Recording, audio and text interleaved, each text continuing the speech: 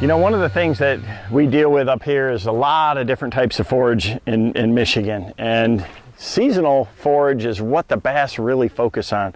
So one thing that I've heard a lot is people like, man, how do you approach a Mayfly hatch? You know, there's food everywhere, the fishing's tough, and I see it as a positive. I've never really understood why people struggle during a Mayfly hatch.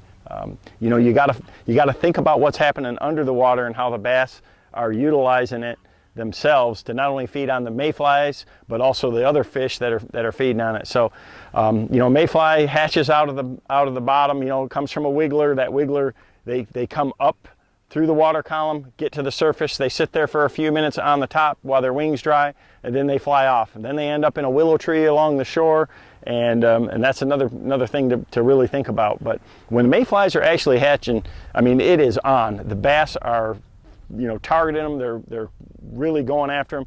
Smallmouth especially love the mayfly hatch.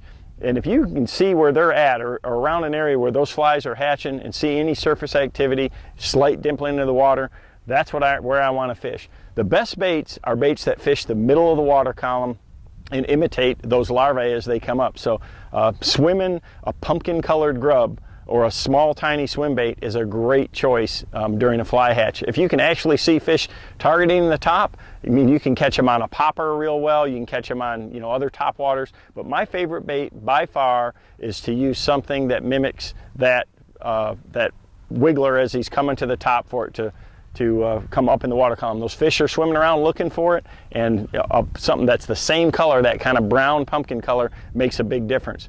Once gets up in the day and the flies aren't hatching anymore, you know, they end up in a tree. So if you got an overhanging tree, you can go up there and throw a frog into it and knock it off, and you just see the water come alive. And those bass will hang underneath those areas. And again, there's nothing better than a small popper or a frog in those situations. A mayfly hatch, to me, is a really, really good opportunity. Everything in the lake is going after them, is feeding on them, and it's really shouldn't make the fishing tough. It makes it really easy. You just got to know where to look, where the flies are hatching from, and then mimic those flies as they're coming up, because that's what the fish are targeting.